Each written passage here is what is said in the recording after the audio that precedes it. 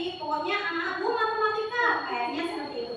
Cuman pada dasarnya ternyata fondasi yang paling penting itu kita sampaikan itu memang harus di kelas 1 terutama. Kelas 1 itu memang kita nggak boleh atau dihindari untuk menyampaikan materi tentang matematika gembira itu atau pelajaran matematika itu langsung to the point. Misalnya 1 tambah 1 memakai langsung menggunakan angka, itu ternyata kita tidak boleh atau kalau bisa dihindari dulu. Kita harus menggunakan benda konkret. Oke Bu, next. Oke, matematika gembira itu sebenarnya dari kata gembira. Gembira itu sendiri adalah G itu gali, E-nya itu eksplorasi, M-nya itu muat konten, D-nya buat aktivitas pembelajaran, I-nya ikuti pemikiran murid, R-nya rayakan dan apresiasi, sedangkan A akhiri dengan gembira.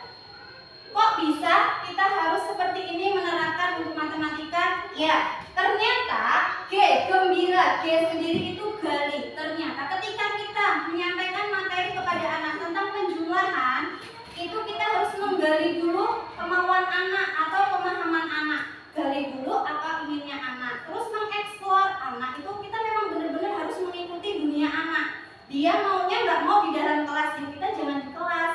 Bunda, Bu, kok misalnya kemarin memang ada yang nanya, kan memang belajar itu efektif, efisien itu di dalam, karena memang anak saya lari ke sana, lari ke sini. Nah, itulah tugas kita, entah gimana caranya, memang kita dituntut sebagai dalamnya untuk memainkan wayang-wayang kita, menempatkan anak-anak kita, peserta didik kita itu jangan menganggap dia siswa kita, tapi teman atau partner kita, sehingga kita pembelajarannya itu akan lebih menyenangkan.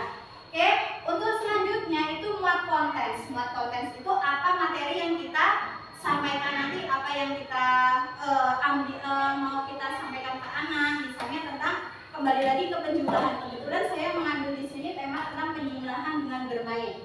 Terus selanjutnya ikuti pemikiran murid. Kalau misalnya anak ngomong, Bu, aku nggak mau belajarnya pakai kertas, aku maunya di papan tulis, kira-kira menurut Ibu boleh nggak Bu? Untuk di fase A, boleh nggak Bu? Aku nggak mau nulis di kertas, aku maunya di papan tulis. Bu, aku nggak mau membaca di buku, aku maunya bacanya di papan tulis. Kira-kira menurut Ibu boleh nggak untuk fase A? Iya, ternyata boleh Bu. Kita memang harus mengikuti pemikiran murid. Anak pulang itu tidak boleh dituntut untuk ada tulisan bekas di buku. Kita memang tidak diwajibkan seperti itu untuk fase A, karena memang fase A itu kelas 1, 2 itu memang lanjutan dari usia dini, karena memang kita harus belajar sambil bermain. Kita bermain misalnya lompat 1 tali ubin itu 3 kali melangkah, berarti kita udah belajar penjumlahan. Nah, pokoknya pembelajarannya itu harus menggunakan atau mengkaitkan dengan kehidupan sehari-hari anak. Oke, terus selanjutnya rayakan dan apresiasi. Mungkin ini sudah tidak tabu lagi bagi kita sebagai guru. Ketika anak benar atau salah, minimal kita apresiasi. Tidak hanya dalam bentuk reward, dalam bentuk barang, kita kasih tepuk tangan, jempol, atau elus kepalanya, itu menambah atau memotivasi, membangkitkan semangat anak lebih belajar. Walaupun itu salah, nah pintar jawabannya, tapi ini kurang tepat. Oke, terus yang terakhir, akhiri dengan gembira. Itu tadi kita ucapkan terima kasih, kalian hebat. Itu memang benar-benar sederhana, tapi memang benar-benar memotivasi anak-anak sebagai konsumen dari kita, mendapatkan mentransfer ilmu kita. Oke, next Bu. Ya, next lagi Bu. Ini tadi udah. Oke, sejalan dengan namanya, model pembelajaran gembira terdiri dari 5 sintak, yaitu gali dan eksplorasi, muat konten, buat aktivitas, ikuti pemikiran, rayakan dan apresiasi. Jadi, pembahasan ini menguraikan fondasi konseptual model matematika gembira ini yang bertujuan untuk mendukung gerakan numerasi nasional. Ternyata pemerintah melakukan atau disuruh mengikuti pelatihan-pelatihan tentang matematika, itu ternyata memang berimbas nanti ke dunia atau ke numerasi nasional tadi, karena memang yang sudah kita ketahui untuk soal-soal numerasi anak kelas 5 ANBK itu memang berkaitan dengan dunia nyata.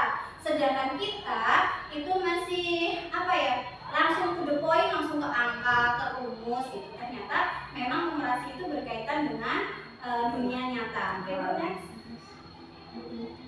Nah, sekarang saya mau nanya sama ibu-ibu, menurut ibu-ibu ini beda atau sama antara numerasi dengan matematika murni? Antara matematika murni sama numerasi, beda atau sama, Bu? Mungkin ibu bisa jawab, Bu, beda atau sama? Beda. Kalau ibu beda atau sama? Beda. Bedanya kenapa, Bu?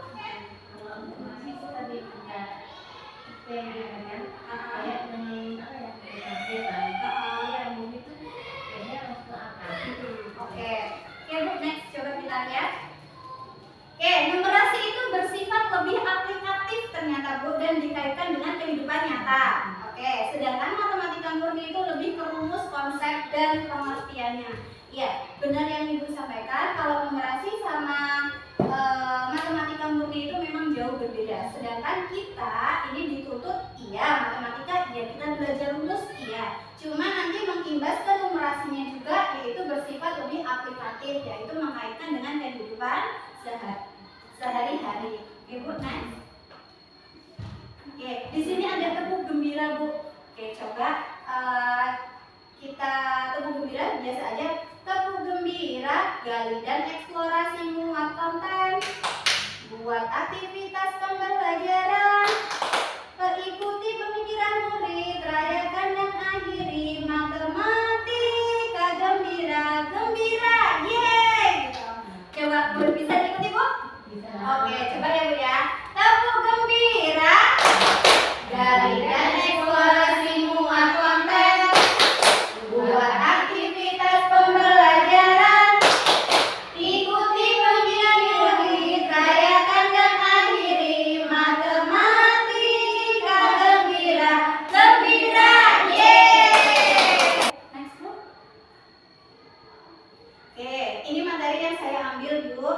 Jadi ada 5 modul sebenarnya, yaitu tentang belajar pola, belajar berhitung sambil bermain, mengukur benda dengan tidak konkret, benda yang pakai satuan tidak baku, dan yang lain. Nah, ini yang saya ambil yaitu belajar matematika tambah kurang sambil bermain di fase A. Saya mempraktekannya itu dengan permainan bola voli. Mungkin sudah tidak asing, mungkin Ibu pernah lihat. Nah, itu kemarin saya terapkan. Masuk, iya sih anak senang, ternyata memang benar.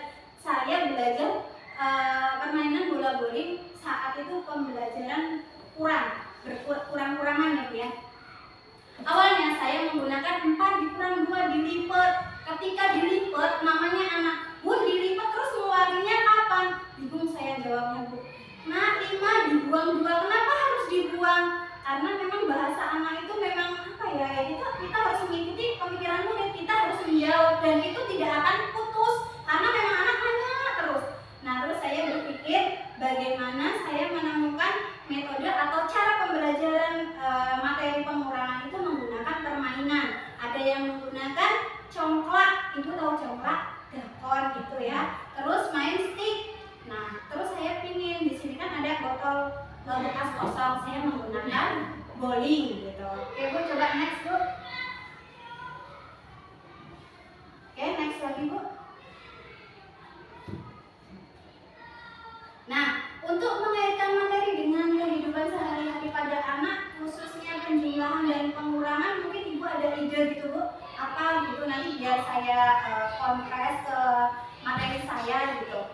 Ada, kalau saya menggunakan yang pertama tadi ada dakon, congklak yang sudah kita sebutkan. Untuk pengurangan dan penjumlahan selain itu, Ibu di sekolah, Ibu mungkin kita lebih ke sharing ya, Bu ya. Ibu menggunakan apa, Bu? Langsung ke apa itu? Ecek-ecek, apa sih ecek-ecek ya? Nah, itu atau bagaimana, atau menggunakan apa itu mengajarnya? Langsung gitu, langsung ecek-ecek ya? Iya.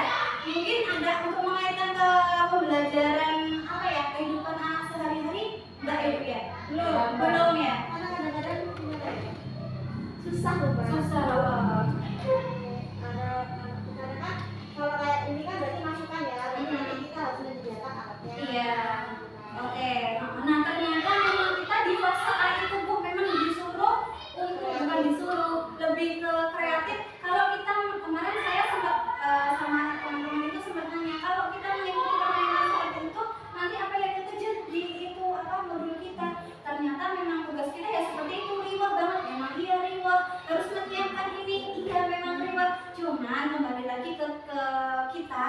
sebagai guru memang sebagai dalang dan jangan sampai kehabisan akal itu tadi. Saya pernah selain sebelum ke SD saya lama di PAUD ya Bu Betty. Kita memang selalu menyiapkan permainan itu secara mandiri ya Bu Betty. Jadi sudah terbiasa menggunakan apa-apa sendiri. Nah, tanpa menggunakan textbook, enggak menggunakan buku, jarang menggunakan spidol, iya. Mungkin ibu-ibu bisa lihat murid saya di kelas 1 ini jarang ada buku sampai habis, tulisannya dia itu jarang, karena memang saya tidak begitu saya mengikuti matematika ini, enggak saya terapkan di matematika aja, ternyata ke semuanya.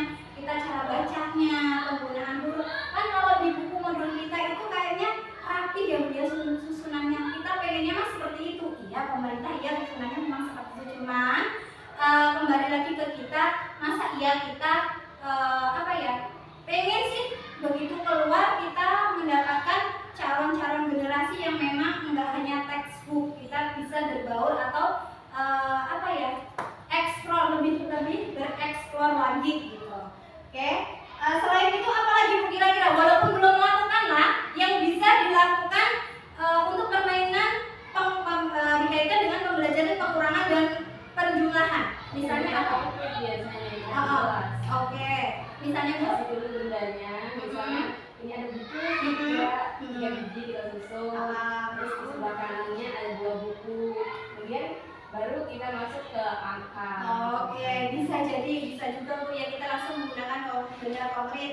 Memang iya kita dari ke konkret dulu, mungkin ini pembelajaran yang zaman dulu banget ya Bu ya, kita pakai lidi yang dipotong-potong gitu. Tapi memang seperti itu, memang yang lebih tepat itu ketimbang kita yang memang so IT, tapi ternyata anak nggak pas mindsetnya, anak nggak pas dengan pemikiran anak, karena memang dunia anak itu dunia bermain gitu. Nah mungkin selain dapur conglek kita pakai media yang abstrak atau yang nyata, selain itu menggunakan apa lagi Bu? Kita pakai, kalau saya pakai bola bowling, mungkin Bu Betty ada ide gitu untuk apa gitu, menggunakan apa gitu?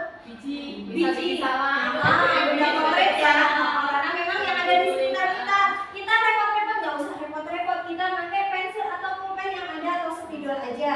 Nah kita ketika anak ada yang ngomong 4 dikurang 2, ini dikurang dilipat. Nah anak nanti kalau misalnya ada tanya itu ya memang itu tugas kita untuk menjawab, walaupun itu lucu nggak masuk akal anak nanya, ya memang itu anak namanya anak dunia anak. Kita harus memang menjawab dengan sabar dan penuh dengan keikhlasan untuk menjelaskan kalau pengurangan itu seperti itu. Kalau penjumlahan lebih dari 5, kalau menggunakan jari janganlah di korupsi 5-nya, tetap keluarkan atau di mulut atau di otak, kita makanya dengan bahasa kita. Misalnya 6 ditambah 2, 6 di mulut, lanjutkan 2 di jari, gitu juga tidak apa-apa. Tapi tidak semua anak hafal angka 1 sampai dengan 20. Biasanya ada dari 7 itu kembali lagi ke 6. Mungkin ada, itu anak saya. Mungkin kalau anak-anak ibu mungkin enggak ya. Kalau anak saya gitu, habis 8 balik lagi ke 5. Enggak selesai.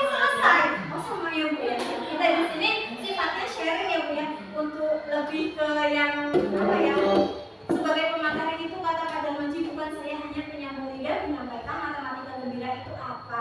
Oke Bu, next. Sebenarnya saya di sini mengunggah ini aktivitas permainan tradisional yang bisa dikaitkan dengan pengurangan dan penjumlahan. Anak bermain di luar itu lebih happy. Yang pertama, bowling botol. Ternyata sudah saya praktekkan, sudah saya buktikan sendiri. Bowling botol itu memang menyenangkan karena ada botol berdiri di depan, anak-anak mengelilingi di sekelilingnya, terus satu teman itu melempar. Ketika di situ ada 10, sebenarnya ada videonya, cuman karena nggak masuk ke ini, mungkin nanti bisa dilihat sendiri. Ketika dilempar, ada botol 6 berdiri, kita lempar dan jatuh 2, anak berhitung yang jatuh, yang berapa dan yang berdiri berapa. Nah itu memang menyenangkan anak, karena anak mencoba sendiri, interest, karena memang dunia mereka bermain. Yang kedua itu peta umpet. Ini sudah saya praktekkan kemarin, saya mau minta tolong untuk didokumentasikan sama teman-teman, ternyata teman saya masih berkesibukan, dan ini juga menyenangkan karena memang anak ngumpetnya itu benar-benar ngumpet. Pikir saya, cuman saya setting, ternyata memang dia benar-benar ngumpet karena memang dunia dia bermain. Nggak ketemu sampai MBB mau dibagi belum ketemu, karena memang dia dunia dia merasa dia bermain gitu. Ya memang menyenangkan dan menguras energi, iya memang menguras energi ketika kita menerapkan matematika gembira ini. Tapi anak-anak memang lebih senang untuk mengikuti pembelajaran ini. Yang selanjutnya gobak sodor, mungkin untuk yang lebih dewasa. Terus bentengan yang lari-lari dikejar nanti dapat berapa. Mungkin ini permainan kita waktu kita kecil ya Bu ya. Kalau ini dunia saya banget, saya suka melangan buana kalau main itu ya seperti ini dunia saya. Bekel itu mungkin sampai sekarang yang diambil itu untuk pengurangannya yang dipakai bolanya atau anaknya Bu. Anaknya yang kita comot berapa tinggal berapa. Nah itu mungkin bisa kita terapkan kepada anak-anak kita nanti di sekolah masing-masing. Itu hanya sekedar masukan saya.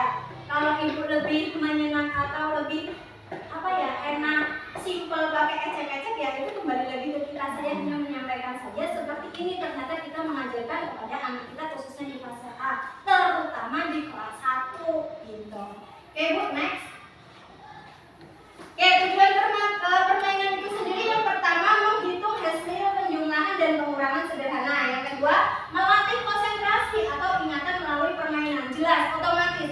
Dengan permainan, anak-anak melatih konsentrasi. Karena tadi misalnya bola bowling. Botol yang berdiri jatuh, berarti dia ingat-ingat jumlahnya tadi berapa ya. Kalau jatuh sekian, berarti tinggal berapa ya. Nah, itu.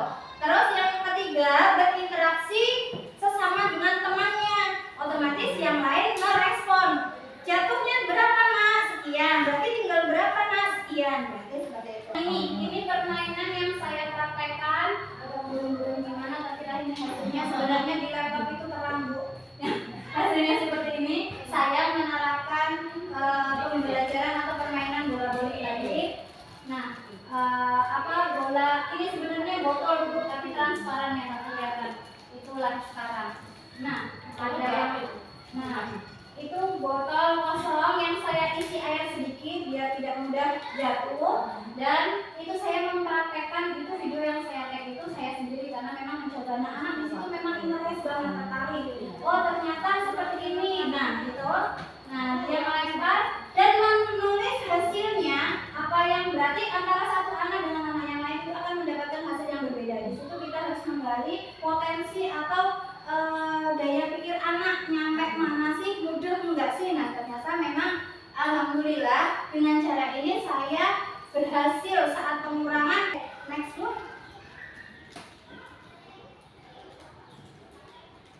Nah ini tadi ketika anak mendapat atau menulis hasil dari tugas-tugas yang kita sampaikan, asesmen yang kita berikan, kita tidak boleh langsung mengejudge anak salah Nak, gitu tidak boleh.